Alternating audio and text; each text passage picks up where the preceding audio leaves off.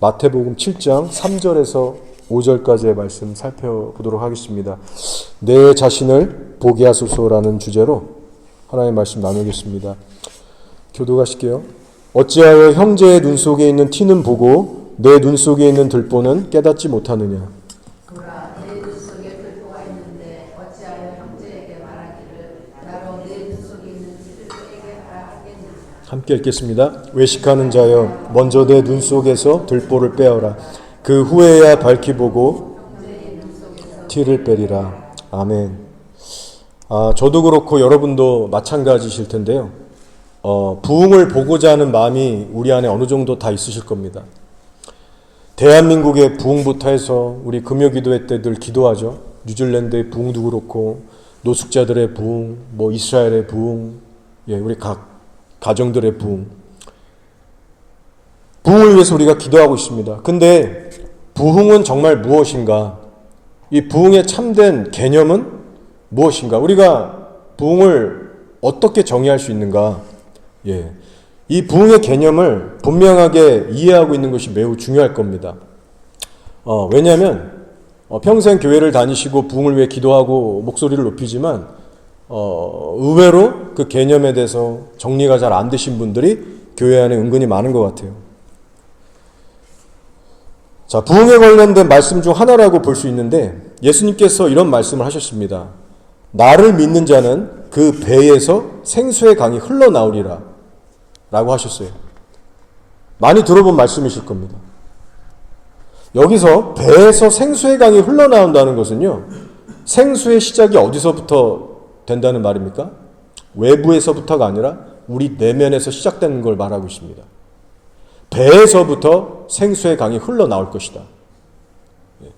즉 우리 안에서 시작돼서 밖으로 흘러 넘쳐나간다는 뜻이고, 곧 이 말은요, 진정한 부흥의 시작은 속사람에서부터 시작된다는 뜻입니다. 풀어 설명하면 이런 거예요. 탐심과 정욕을 따라 살아왔던 내 인생이 십자가의 보혈과 성령으로 거듭나게 됩니다. 그래서 이제는 내 안에 들어오신 예수의 영, 그 성령을 따라서 순종하는 삶이 될 때에 그 영혼에는 하나님의 생명력을 경험하게 되는 거예요.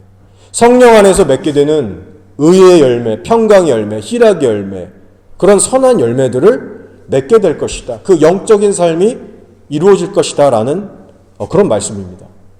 배에서 생수가 흘러나오리라. 그래서 우리가 착각하면 안 됩니다. 단순히 교회에 많은 사람들이 몰려온다고 해서 부흥이 아니고요. 예배 드릴 때 아무리 펑펑 울고 은혜를 받아도, 심지어 예언을 보고 환상을 받아도 우리의 삶에 성령님과의 그 동행과 순종의 열매가 없다면 진짜 부흥의 그 맛을 보고 있는 사람이 아닌 겁니다. 따라서 부흥의 시작은 우리 속에서부터 시작된다. 이 진리를 기억하시면서 먼저는 내 자신부터 하나님의 눈으로 끊임없이 주시하고 살필 수 있는 성도들이 되어야 됩니다. 자, 지금의 때가 마지막 때예요. 그래서 세상은 지금 빠르게 급변하고 있고요. 별의별 소식들이 끊임없이 들려지고 있습니다. 저도 뉴스를 이렇게 보다 보면 그냥 일주일 간격으로 자연재해부터 시작해서 기상천외한 뉴스들이 계속 시선을 붙잡게 돼요. 그러나 말씀드리고 싶은 거는 이렇게 급변하는 마지막 때일수록 성령님께 더욱더 민감한 우리가 돼야 됩니다. 제가 저희 교회죠. 2달에 한 번씩 이스라엘에 도네이션을 하고 있는데 이번에는 누구를 도우면 좋을까? 항상 기도하고 고민하게 됩니다. 하나님께 기도를 하고 있었어요. 이번 주 중에. 그래서 브레드 TV를 통해서 내면 좋지 않을까? 우리 여태까지 그렇게 해온 것처럼 수수료도 떼지 않고 그분들이 확실하게 전달해 주시니까 여러모로 좋겠다. 그래서 이번에도 브레드 TV를 통해서 보낼까요? 하고 주님한테 기도하고 있는데 갑자기 제 마음에 성령님이 주시는 어떤 부담이 있었어요. 제가 알 수 있는 부담. 성령님과의 동행 가운데 저희가 알 수 있는 그 감각 있죠? 아니라는 어떤 쌓인 것 같은 부담이 확 밀려오는 거예요. 여태까지 한 번도 이런 적이 없는데 왜 이런 마음이 들지? 그러면서 구체적인 생각이 들어온 게 이번만큼은 브레드 TV를 통해서 내지 말고 우리가 직접 이스라엘로 보내는 게 좋을 것 같다라는 그 생각까지 이제 오게 됐어요. 확인차 제가 이제 브래드 TV 이메일을 보내게 됩니다. 도네이션을 지금 생각하고 있는데 이번에도 이스라엘에게 전해줄 수 있습니까? 요새 상황이 계속 갈수록 안 좋아지는데 전쟁 중에 있는데 어떻게 가능하겠냐고 제가 이제 물어보게 됐죠. 다음날 답이 왔습니다. 뭐라고 왔냐면 1년간 연간 해외 송금할 수 있는 액수가 한 10만 불 정도로 이렇게 제한이 돼 있는데 지난 10년간은 한도의 3배를 내도 그러니까 30만 불 이상을 내도 아무 이 딴지를 거는 그 은행이 없었대요. 근데 이번 연도 5월에 와서 성도들이 막 여기저기서 헌금들을 보내셔서 10만 불이 이제 넘어간 거예요. 이제 5월 시점에서. 그랬는데 이번에는 은행에서 서류를 요구하더랍니다. 그 외화 송금을 관리하는 차원인지 그 너희들이 보낼 그 이스라엘 사역단체 서류도 좀 보내고 그리고 브래드 TV 쪽에서도 이제 좀 내야 될 서류가 있고 그래서 지금 그 서류를 준비하는 중입니다. 그래서 이것이 해결돼야 이제 송금 처리가 되니까 안 되는 건 아니고요. 그거 하면 이제 된대요. 그래서 이번만큼은 이제 알아서 직접 내시는 게 좋겠습니다라고 답이 왔어요. 그래서 제가 그 답장을 읽으면서 성령님이 주신 부담과 생각이 맞구나. 이번에는 직접 알아서 보내는 게 맞겠구나. 확인을 하게 됐습니다. 그러면서 제 마음은 잠시 즐거워졌죠. 성령님이 이렇게까지 구체적으로 얘기해 주시는구나. 그 생각이 맞았었구나. 그런데 불현듯이 또 어떤 생각이 스쳐 지나가는지 아십니까? 그래, 내 삶에 성령님의 조명하심이 없고 간섭하심이 없다면 난 방황할 수밖에 없겠구나. 내 삶의 수많은 선택들과 방향들 속에서 나는 정말 그릇된 선택들을 하게 될 것이고 삶은 정말 엉망진창이 될 수 있겠구나. 어떤 경각심, 위기감 또한 동시에 들게 됐습니다. 여러분 성령님이 우리에게 얼마나 소중한 존재인지 여러분 신앙생활 하시면서 피부로 절절히 느끼고 계십니까? 특히 우리 신앙생활에 있어서 제일 중요한 것이 뭐냐면요. 나도 몰랐던 내 자신에 대해서 깨닫게 되는 일입니다. 근데 이 일은 성령님의 조명하심이 없으면 절대로 일어날 수가 없는 일이에요. 기적 중에 기적이 바로 내 자신을 깨닫게 되는 일입니다. 특히 이건 죄의 문제와 관련되어 있어요. 성령께서 우리들의 눈을 환히 열어주셔야만 내 안에 있는 내 죄들을 확실하게 밝히 보게 됩니다. 뒤집어 얘기하면 뭘까요? 성령께서 우리를 내버려두고 방치하신다. 그냥 멋대로 살게 내 갈 길 가게 상관 안 하시고 내버려 두신다. 그럼 우리 어떻게 될까요? 내 죄를 볼 수가 없습니다. 하나님 앞에 내가 얼마나 악한 죄인인지 하루하루 내가 얼마나 수많은 말도 안 되는 죄를 짓고 살고 있는지 알 도리가 없어요. 인간적인 수준으로 얕게는 알 수 있겠죠. 어떤 윤리적이고 도덕적인 수준으로. 근데 우리의 속을 들여다볼 수가 없기 때문에 속에서부터 썩어가는 나의 죄성은 그 상황은 파악할 수가 없는 거예요. 그러면 제대로 회개의 생활을 할 수가 없겠죠. 영은 반드시 죽어갑니다. 그러면 아무리 교회를 열심히 다녀도 시체 같은 죽은 종교 생활밖에 더 하겠어요? 이것은 곧 영생에서 멀어진다는 말입니다. 하나님과의 관계가 멀어진다는 거예요. 여러분에게 간절히 지금 말씀드리고 싶은 거는요. 성령님의 도우심이 우리 모두에게 지금 절실하게 필요하다는 겁니다. 성령님의 조명하심 없이는 내가 누군지를 알 수가 없고 사실상은 신앙생활 자체가 불가능하다는 것을 말씀드리고 있는 거예요. 그래서 오늘 우리가 함께 읽은 이 산상수훈의 말씀을 여러분 들으실 때 성령님을 의존하고자 하는 그 절박한 마음이 정말 폭풍같이 더 임했으면 좋겠습니다. 예수님께서 이렇게 말씀하셨어요. 어찌하여 형제의 눈 속에 있는 티는 보고 내 눈 속에 있는 들보는 깨닫지 못하느냐. 외식하는 자여 먼저 내 눈 속에서 들보를 빼어라. 많이 들어본 말씀이시죠. 그러나 이 말씀 앞에 실제로 걸리지 않고 사는 성도분들이 오늘날 교회 안에 얼마나 되겠습니까? 여러분은 자신 있으세요? 자신의 들보를 볼 줄 아는 분들이십니까? 사실 우리가 남의 허물을 판단하고 발견하는 일은요, 사실 성령 충만을 받지 않아도 쉽게 되어집니다. 평생에 우리가 기도 안 하고 말씀 안 보고 게을리게 살아도요, 당신은 이게 문제야, 너는 이게 문제야. 우리의 배우자, 자녀들, 교회 지체, 이웃들 보면서 쉽게 분별할 수 있어요. 찝어낼 수 있어요. 당신은 이게 안 돼. 이게 단점이야. 즉 성령의 충만함이나 성령의 조명하심이 없어도 남을 비판하는 건 누구나 할 수 있다는 거예요. 특별히 마귀로 충만한 사람일수록 그 일을 훨씬 더 잘하게 됩니다. 그러나 반대로 내 이웃 말고 내 자신의 눈에 박혀있는 들보를 발견하고 빼내는 일은요, 인간 스스로의 능력으로는 불가능해요. 앞서 말씀드렸지만 성령의 조명하심과 도우심이 있어야만 가능합니다. 결론적으로 우리 자신을 매일 돌아봐야 되겠죠. 나는 날마다 내 배우자, 이웃들을 비판하고 정죄하고 원망하기 바쁜 사람인지, 아니면 정말 성령의 인도를 받아가면서 내 눈에 박힌 들보들을 빼고 처리하느라 정신이 없는 사람인지, 우리는 어느 쪽에 속한 사람인지 하나님 앞에 두렵고 떨림으로 우리의 신앙생활을 항상 점검할 수 있어야 됩니다. 여러분, 내가 성령으로 충만함을 받은 성도인지 아닌지, 내가 성령님과 친밀하게 동행하고 있는 사람인지 아닌지를 어떤 기준으로 알 수 있을까요? 바로 자신의 눈에 있는 들보가 얼마나 크고 심각한지를 삶의 현장에서 얼마나 실제로 느끼고 사느냐, 아니면 그렇지 않느냐입니다. 교회를 평생을 다니고 말씀을 들어도 내 눈에 들보가 몇 개인지, 얼마나 큰지 심각한지 평생 모르고 다니는 분은 죄송하지만 성령 충만함과 거리가 아주 먼 사람이에요. 그 기준으로 가릴 수 있습니다. 성령님과 정말 친한 사람은 자기의 처지, 자기 수준을 절절히 알 수밖에 없습니다. 따라서 내 눈에 들보를 발견하고 빼내는 일이 너무나도 중요한 이유는요, 우리의 신앙이 성장할 수 있는 핵심의 비결도 여기 있고요, 내 들보를 보고 빼는 이것이 될 때 신앙의 성장 유익도 있고, 성경이 전체적으로 얘기하는 부흥의 핵심 비결도 여기에 있는 거예요. 모든 것이 다 내 들보를 발견하고 빼느냐 못 빼느냐에 우리 신앙의 성장과 부흥의 비결이 다 담겨 있다는 겁니다. 자, 1903년에 원산에서 시작된 원산 대부흥을 여러분 아실 거예요. 예, 워낙 유명한 부흥입니다.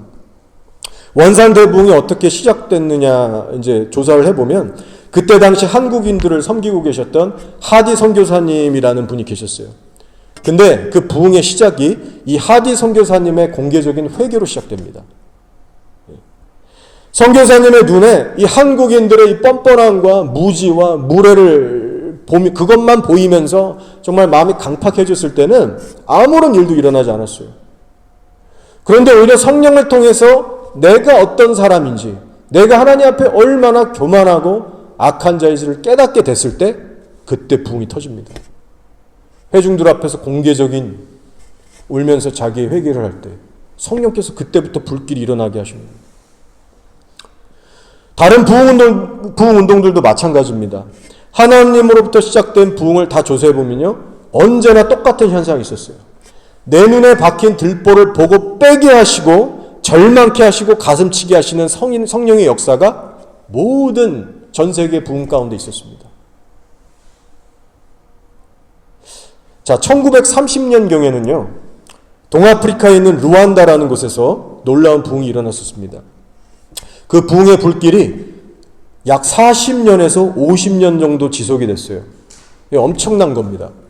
뭐 1, 2년, 뭐 몇 달 이렇게 갔다 꺼진 게 아니라 40년에서 50년 정도 지속이 돼서 주변인 우간다, 케냐, 탄자니아 쫙 퍼져나갔고요. 멀게는 유럽과 북미와 아시아까지에도 영향을 미쳤습니다. 그래서 이 얘기를 간략하게 좀 해드리려고 해요. 존 에드워드 처치라고 하는 영국 선교사가 있었습니다. 이 동아프리카 부흥에 있어서 주역 중에 한 인물이에요. 이분은 1928년부터 르완다에 있는 이 가힌이라고 하는 지역에서 이제 의료 선교도 하시면서 병원 사역도 하시면서 이제 선교 사역을 하신 그런 목사 선교사님이시죠. 근데 1년 동안 이 가인이라는 지역에서 사역하시는데 너무나도 지치신 겁니다. 왜냐하면 환경이 너무 어려웠고 척박했고, 너무나 가난도 심했고 눈에 보이는 사역의 열매도 없고, 심지어 아내분은 병까지 얻어 누우면서 그냥 완전히 나가 떨어지신 거예요. 1년 동안 이 가인이라는 지역에서 사역하시는데 너무나도 지치신 겁니다. 왜냐하면 환경이 너무 어려웠고 척박했고 눈에 보이는 사역의 열매도 없고 심지어 아내분은 병까지 얻어 누우면서 그냥 완전히 나가 떨어지신 거예요. 선교사님 너무 지치셔서 그때 어떻게 하시냐면 이웃나라인 우간다로 잠시 가십니다. 그곳에 캄팔라라고 하는 수도가 있는데 그 캄팔라에서 잠시 휴식을 취하셨대요. 그리고 그곳에서 시몬이라고 하는 한 흑인 기독교인을 만나게 됩니다. 근데 이 시몬이라고 하는 흑인 청년은 이제 청년인데요. 어떤 청년이냐면 신앙에 대한 진지한 갈망이 있었던 청년이래요. 그래서 알고 보니까 이 존 선교사님의 설교를 예전에 어떤 경로로 이렇게 들은 적이 있었던, 그래서 알고 보니까 이 존 선교사님의 존재를 알고 있었던 사람이었어요. 설교도 들어봤고. 그때 이 시몬이라는 청년이 지친 존 선교사님에게 이렇게 얘기했답니다. 예수님께 모든 걸 복종하라고 설교하는 당신의 설교를 내가 들은 적이 있다. 그리고 나도 나름 노력을 해봤다. 그런데 여전히 뭔가 부족한 게 느껴집니다. 그런데 나만 지금 이런 상태가 아니고 우간다에 있는 많은 교회들이 나랑 이런 비슷한 영적 상태에 처해 있습니다. 도대체 어떻게 하면 되겠습니까? 이 청년이 절망하면서 탄식하면서 그렇게 나누더래요, 선교사님에게. 그래서 그날부터 뭘 하냐면 이 시므온 청년하고 존 선교사님 둘이서 단합을 해서 약 이틀 동안 함께 성경을 묵상하고 같이 기도하는 데 전력을 다합니다. 하나님을 간절하게 구하게 돼요. 특히 성령님의 거룩하심에 대한 말씀을 집중해서 찾아보면서 묵상과 기도에 들어가기 시작했습니다. 자, 그리고 그 기간에 성령님의 특별한 조명이 임하게 돼요. 그리고 존 선교사님이 그 이틀 지나서 이런 고백을 했다고 합니다. 르완다의 부흥을 방해하는 유일한 것은 우리 안에 성화의 결핍 때문이다. 곧 거룩함의 결핍이 부흥을 방해하는 것이다. 결론이 난 거예요. 성령님 안에서. 다른 이유가 아니라 거룩함이 우리에게 모자랐구나. 그렇게 영적으로 각성이 되세요. 그리고 이제 곧 르완다의 가인으로 다시 돌아오게 됩니다. 자, 근데 그때 르완다의 가인이에서는 어떤 일이 벌어지고 있었느냐? 그때 당시 이 존 선교사님이 병원 사역과 복음 전파 사역 같이 했다고 했잖아요. 병원에서 일하던 책임자 이름이 요시아라는 사람이 있었는데 이 선교사님과 이 요시아라는 그 병원 책임자의 관계가 심히 좋지가 않았대요. 계속 좋지 않아 왔던 거죠. 특별히 이 요시아라고 하는 사람이 존 선교사님에 대해서 막 일방적으로 불평이 많았다고 합니다. 당신 일하는 스타일 마음에 안 들어. 당신 이래서 문제야. 틈만 나면 부딪히고 불평하고. 나름 힘들게 했나 봐요, 그 선교사님을.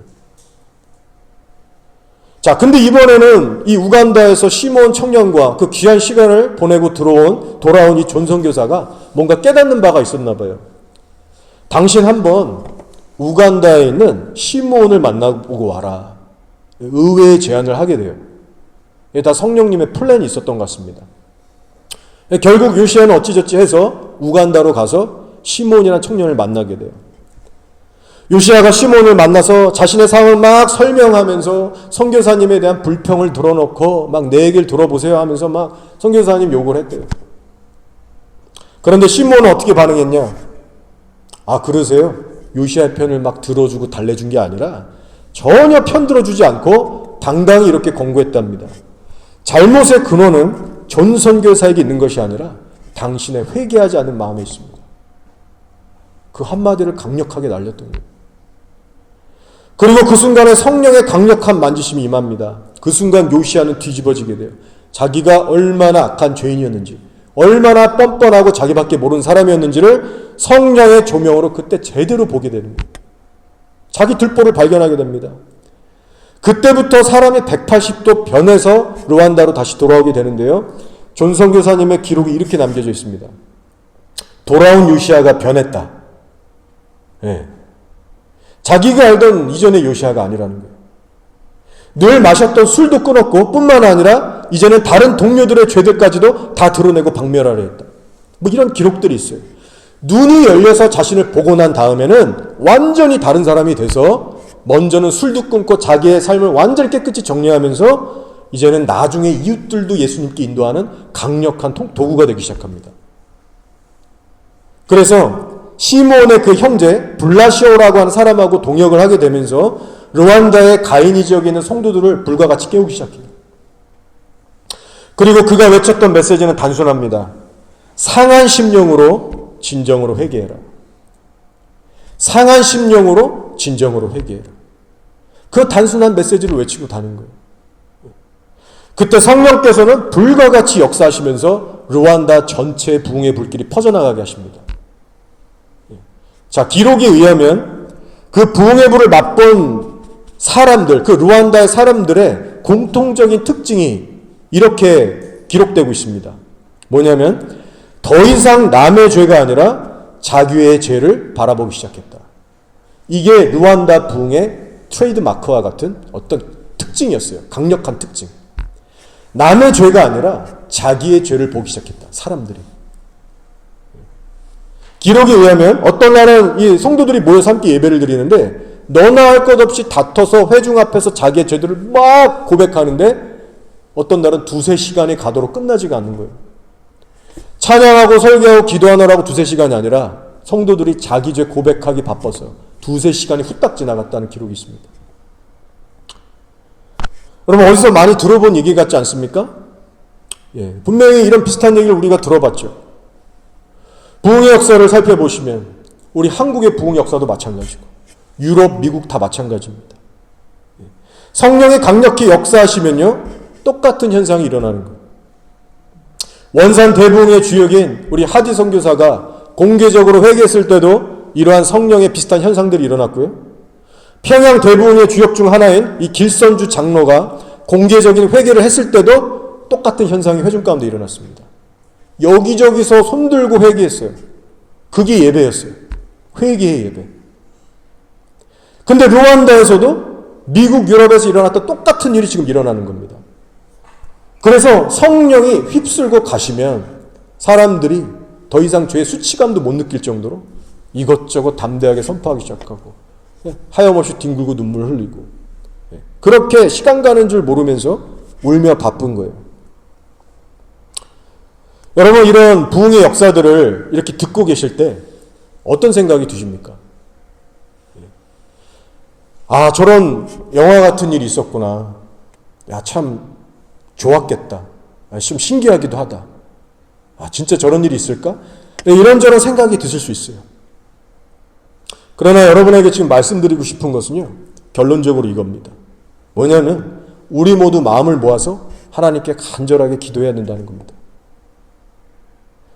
교회를 교회답게 회복시킬 수 있는 존재는요. 저 같은 목사가 아니에요. 교회를 깨우고 교회의 생기를 불어넣게 하는 것은 어떤 사역 프로그램이 아닙니다. 교회를 교회답게 회복시킬 수 있는 존재는 오직 성령님 한 분밖에 없기 때문에 우리가 절실하게 무엇보다도 간절히 기도해야 된다는 말을 제가 드리고 있는 겁니다. 성령님이 강력하게 역사해 주셔야만 내가 누군지를 알 수 있고 그래야 내가 가슴치고 회개할 수 있어요. 그래야 내 삶이 변화될 수 있어요. 하나님이 도와주셔야만 그 죄를 깨닫고 버리고 정복해 나갈 수 있는 은혜를 얻게 됩니다. 따라서 성령의 강력한 역사를 위해서 수년, 수십 년이 걸릴지라도 우리가 눈을 감는 순간까지 그 역사를 사모하면서 기도해야 됩니다. 기도 후에 우리가 할 수 있는 게 사실 뭐가 있겠습니까? 나를 철저히 돌아보면서 매달려서 기도하는 것밖에 없습니다. 르완다의 부흥을 경험한 사람들이 그들을 사로잡고 있었던 그 한 죄목에 대해서 이렇게 이름을 붙여주게 됐습니다. 자, 르완다의 사람들이 죄목을 붙였던 그 유명한 죄목이 뭔지 아세요? 바로 반응의 죄입니다. 반응의 죄. 그들은 실제로 이렇게 불렀어요. 자, 예를 들면 얄미운 내 배우자가 나를 괴롭게 할 때, 함부로 대우하고 나를 짜증나게 할 때, 혹은 이웃이 나를 힘들고 괴롭게 할 때, 비록 내 쪽에서 똑같이 행동으로 갚아주지 않는다 할지라도 그들을 바라보는 나의 마음과 생각 역시 하나님 앞에 얼마나 더럽고 악한가. 그들이 하나님 앞에서 이것을 뼈저리게 인식하기 시작했다는 거예요. 얄밉게 바라보던 원망만 하던 저 사람 나한테 왜 저럴까? 그런 어떤 힘든 마음만 안고 있었던 이들이 자기의 들보를 보기 시작해요. 아, 내 생각과 마음으로 이렇게 저 사람을 내가 저주하고 미워하고 있었구나. 그게 엄청난 죄라는 걸 깨닫게 된 거예요. 그래서 이 죄에 대해서 뭐라고 불렀냐면 이것은 행동의 죄가 아니라 반응의 죄라고 그들이 정의했던 거예요. 반응의 죄다. 성령님이 정말 세게, 너무나 세게 강력히 임하시니까 행동 차원을 넘어서 그들의 마음속까지 파고 들어가셔서 지금 그 마음속에 얼마나 악한 동기들이 숨어 있는지를 적나라하게 보여주시는 거예요. 그러면서 이들이 깨달았던 또 한 가지가 뭐냐면요. 아, 그래. 날 힘들게 하는 저 지긋지긋한 사람을 통해서 하나님은 나의 숨은 죄를 드러내시고 빚으시길 원하시는구나. 나를 빚고자 하시는 하나님의 숨은 섭리도 동시에 깨닫게 된 겁니다. 내가 겪는 어려운 관계나 상황을 통해서 나의 악함을 다루기 원하시는구나. 저 사람이 아니라 나의 악함을 다루시려고 이렇게 힘든 사람 환경을 붙이시는구나. 전혀 다른 관점으로 환경들을 바라보고 대응하기 시작한 겁니다. 그러면서 이들 가운데 성령의 열매가 맺혀지게 된 거예요. 늘 서로 다투고 원망하고 분열됐던 사람들이 이제는 반응의 죄를 인식하면서 자기부터 회개하고 겸손해지고 사랑과 용납을 배우기 시작한 거예요. 그러면서 가정이 회복됩니다. 사회가 회복되고요. 공동체가 회복되고요. 그 루안다의 부흥의 열기가 주변 아프리카, 유럽까지 뻗어나가게 되는 거예요. 성령님이 그렇게 역사하셨습니다. 여러분, 결국 오늘의 말씀으로 돌아가서 이 산상수훈의 말씀, 내 눈에 박힌 들보를 보고 빼는 일이 일어나야지만 우리 영혼이 하나님 앞에 살아나게 되고요. 신앙에 참된 성장이 있고요. 우리 주변에도 성향 영향을 끼치기 시작한다는 겁니다. 영적 성장의 핵심과 부흥의 핵심이 어디 있냐면 내 눈에 박힌 들보를 보고 빼는 데서 시작된다는 거죠. 따라서 우리들에게도 적용하길 원합니다. 여러분, 죄들 중에는 반응의 죄라는 것이 있다. 쉽게 얘기해서 나부터 철저히 돌아보자는 거예요. 여러분을 힘들게 하는 배우자나 자녀나 혹은 누가 됐든지 간에 여러분 그 힘든 마음을 경험하실 때마다 오늘 이 루안다의 부흥을 떠올리시면서 꼭 승리해 나가시기를 축복합니다. 자, 루안다 부흥과 관련해서요, 로이 해슌이라고 하는 유명한 목사이자 선교사님이 계십니다. 계속해서 잘 따라오고 계시죠? 자, 로이 해슌이라고 하는 이 목사님도 참 귀한 분이세요. 이 루안다 부흥, 이 동아프리카의 부흥이 일어났을 때 직접 현장에 계셨었고 그 아프리카 성도들하고 실제로 교제하고 동역하면서 함께 이제 변해 가신 그 귀한 하나님의 사역자입니다. 이분이 쓴 책 중에 갈보리의 언덕이라는 책이 있어요. 그 부흥을 현장에서 직접 체험한 이 로이 해슌 목사님이 그 책에서 뭘 정리하고 있냐면요, 부흥의 참된 개념을 정리하고 있습니다. 자, 근데 너무 중요한 부분이기 때문에 한번 읽어드릴게요. 들어보세요. 부흥을 이렇게 정리하셨습니다. 부흥이란 이미 푸른 동산이 더 푸르게 되는 것이 아니다. 선한 크리스찬이 더 나은 크리스찬이 되는 것이 부흥이 아니다. 왜냐하면 하나님의 눈에는 선한 크리스찬들은 한 명도 없기 때문이다. 자, 지금 진짜 부흥의 개념이 뭔지를 정확하게 찝어서 얘기하고 있어요. 이게 성경의 핵심입니다. 뭐라고 하시냐면 선한 크리스찬이 좀 더 나은 크리스찬이 되는 게 부흥이 아니라는 거예요. 이미 푸른 동산인데 좀 더 푸르러지는 게 부흥이 아니라는 거예요. 왜냐? 선한 크리스찬들은 하나님 보시기에 아무도 없기 때문에. 제가 지금 반복해서 설명해 드렸는데요. 여러분, 이게 근데 선명하게 이해가 가십니까? 아니면 좀 애매모호하실 수도 있는 것 같아요. 자, 성경을 보시면 예레미야 17장 9절에 이런 말씀이 있습니다. 만물보다 거짓되고 심히 부패한 것은 마음이라 누가 능히 이를 알리오마는. 하나님의 정확한 진단입니다. 사람 안에는 0.0001%의 선함도 없다. 이거는 뭐 고쳐 쓸 수도 없고 그냥 죽여야 되는 100% 전적 타락한 존재라고 하나님이 판단을, 그렇게 진단을 내리신 거예요. 여러분 생각해 보세요. 부흥은 푸른 동산이 더 풀어지는 게 아니라는 거예요. 이 로이 해슌 목사님의 말이 정말 맞는 말입니다. 부흥은 그래서 어떤 개념이냐면 애초부터 우리 안에 없었던 선에서 출발해서 좀 더 나은 선으로 가는 게 아니라는 거예요. 오히려 내가 얼마나 악한 자인지를 성령 안에서 더욱더 깊이 깨달아 갈수록 그 조명하심 가운데 우리가 신앙이 성장해 할 수 있고 부흥의 길로 나갈 수 있다는 겁니다. 우리가 얼마나 악한지 악에서 악을 더 깊이 들어갈수록 우리가 깨어난다는 거예요. 그래서 로에션 목사님이 부흥을 이렇게 정리해요. 부흥은 오히려 죽은 뼈로 가득 찬 골짜기가 생기를 받고 일어나 군대가 되는 것이다. 자신들의 삶이 얼마나 죽고 메마른 뼈와 같이 황폐한지에 대해서 성도들이 깨닫고 정직하게 고백하게 될 때 십자가로부터 나오는 은혜에 의하여 완전히 변화되는 것이 부흥이다라고 얘기하고 있어요.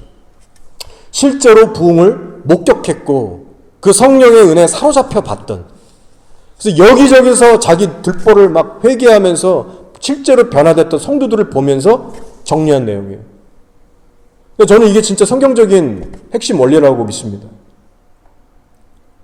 자, 그러면 여러분이 평소에 지금까지 생각하고 있었던 부흥에 대한 개념과 맞아떨어지고 있나요?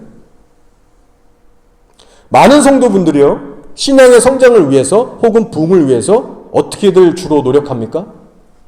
지금 하는 것보다 더 열심히 수고하고 더 착한 일 많이 하고 교회 열심히 와서 더 충성하려고 하고 뭔가 지금보다 더 많은 걸 하려고 애를 써요. 그럴 때 성장이 있고 부흥이 올 거라는 개념을 은근히들 가지고 있습니다.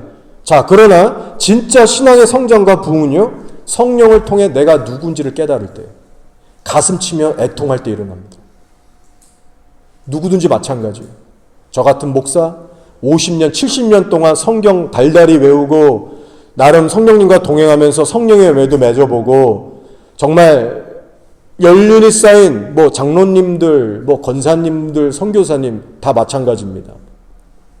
성도의 성화는요, 내가 얼마나 가망 없는 존재인지를 계속해서 깊이 있게 깨달아가야 될 때, 그래서 1년보다 5년, 10년 지났을 때 십자가만이 답이구나. 내가 십자가 없이는 도저히 가망이 없는 죽일 죄인이구나. 그 거룩한 절망을 절절히 깊이 깨달아 갈수록 거기에서부터 신앙의 변화의 성장과 부흥의 불길이 일어나는 겁니다.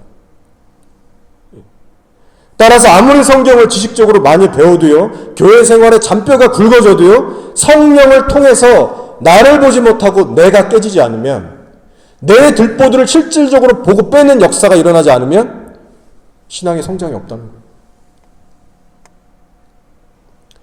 그래서 사실은 우리가 기도라는 것도요, 우리가 정말 기도를 하되 하나님이 받으시는 성경적이고 올바른 기도를 하잖아요. 그럼 하나님이 어떻게 일하시는지 아십니까? 우리의 자아를 깨트리십니다. 절대로 그냥 내버려 두지 않으세요. 내 들보를 보게 하시는 은혜가 임합니다. 물론 그 과정은 재미 하나도 없고 고통스럽고 어려워요. 내 눈에 박힌 걸 보기 때문에 그 빼내는 과정도 너무 괴롭고 정말 즐거울 일이 아닙니다, 여러분. 수치스럽고 힘듭니다. 그렇지만 자아가 깨지고 다뤄져야지만 우리의 마음밭에 경작다운 경작이 제대로 일어나기 시작해요. 제 경험으로도 말씀드릴 수 있습니다.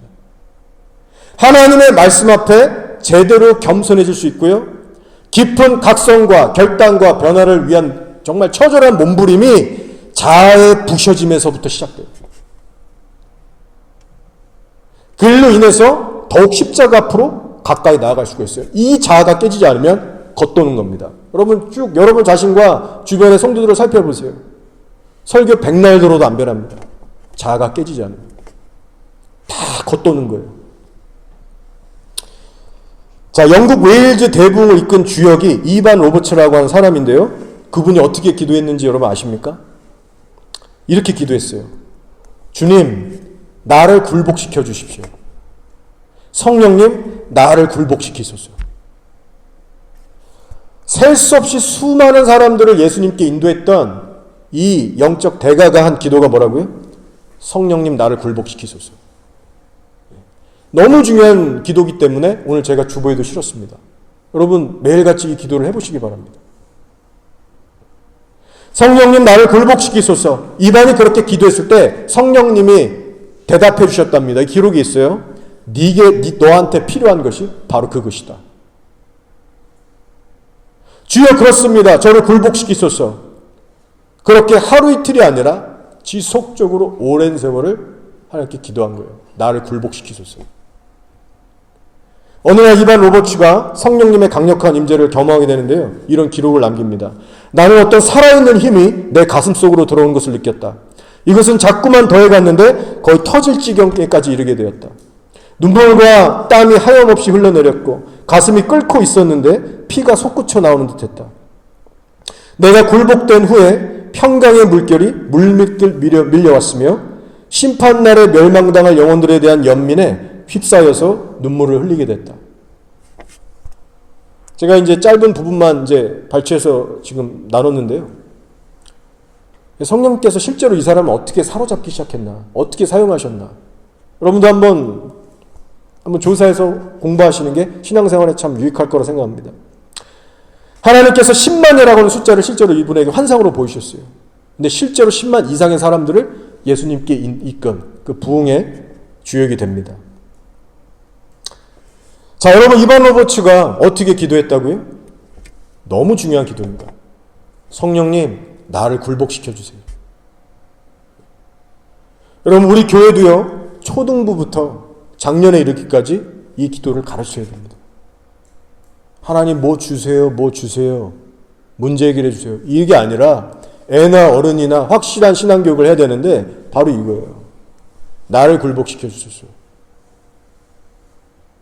이런 기도를 우리가 하나님 앞에 진심으로 10년, 20년, 30년을 들여본다고 생각해 보세요. 하나님께서 얼마나 놀랍게 역사하시겠습니까? 왜 하나님께서 우리를 사로잡지 못하시냐면 그분은 인격적인 분이세요. 문 부수고 돌아와서 강압적으로 우리를 하시는 분이 아닙니다. 그래서 우리 쪽에서 기도를 해드려야 돼요. 일하실 수 있도록. 나를 굴복하소서. 나를 장악하소서. 저도 진짜 복음이 뭔지를 전도사 시절에 이제 깨달아 가면서 이런 기도를 서서히 하게 된대요. 정말 무서울 정도로 하나님이 이 기도를 기뻐하셔서 아침에 이 기도하면 그날 내 자아가 깨지는 일이 정말 곧바로 오더라고요. 그래서 때로는 제가 부담이 되고 무서워서 그 기도를 막 잘 안 하고 싶을 때도 있어요. 딴 건 몰라도 내 자아를 깨트려 주세요. 이 기도를 얼마나 기뻐하시는지 몰라요. 그래, 여러분 겁먹지 마시고 반드시 꼭 해보시기 바랍니다. 이 기도를 안 하셨다면 지금부터 하셔야 제대로 된 신앙의 그 길을 걸어가실 수가 있을 거예요. 그 이유가 뭡니까? 신앙의 성장과 부흥의 비결이 자아의 굴복이기 때문입니다. 자, 이제 설교를 정리하며 마치겠습니다. 결론적으로 여러분, 성령님 외에는 우리에게 답이 없습니다. 여러분 개인의 신앙생활의 문제들도 그렇고 가정의 문제도 그렇고 이 교회, 저의 사역도 그렇고 성령님의 도움과 개입이 없으면요, 우리 아무것도 수술할 수가 없어요. 먼저 성령께서 내 눈을 열고 깨닫게 하시지 않으면 진정한 내 모습을 볼 수가 없고 교회는 교회답게 자라나갈 수가 없습니다. 따라서 우리가 이 영적 원리를 정말 깨달았다라고 하면 이제부터 우리가 뭘 해야 되겠습니까? 성령께서 나를 만지시도록 간절한 기도가 우선시돼야 합니다. 성령님의 조명하심과 이끄심이 없으면 나는 가망 없다. 나는 안 될 자이다. 이걸 가슴으로 알았다면 마음 자세부터 해서 우리의 기도 생활이라는 것이 바뀌어져 가야 합니다. 하나님, 내 눈을 열어서 내 죄를 보게 해 주십시오. 내게도 저 성전에 올라가서 감히 고개를 하늘로 쳐들지 못하고 가슴 치며 울 수밖에 없었던 그 세리의 심령을 나에게 부어주셔서 죽는 날까지 그 잃어버리지 않게 해주십시오. 여러분, 가슴 치면서 하늘을 못 봤던 세리의 심령은요, 초보자 새신자용이 아니에요. 죽을 때까지 우리 가져가야 되는 심령입니다. 그게 바로 부흥이에요. 내 배우자의 죄는 너무나도 잘 보이는데 나를 힘들게 하는 저 사람의 죄는 너무나도 눈에 밟히고 짜증나는데 정작 내가 짓고 사는 죄들에 대해서는 애통함이 하나도 없습니다. 주님, 내 죄에 대해서는 너무나도 관대하고 뻔뻔하고 쉽게 지나칠 때가 너무 많습니다. 주님, 하나님, 나 외식하는 자가 되지 않도록 내 눈부터 온전히 열어주시옵소서. 여러분, 영적 현실에 대해서 분명히 인식하시기 바랍니다.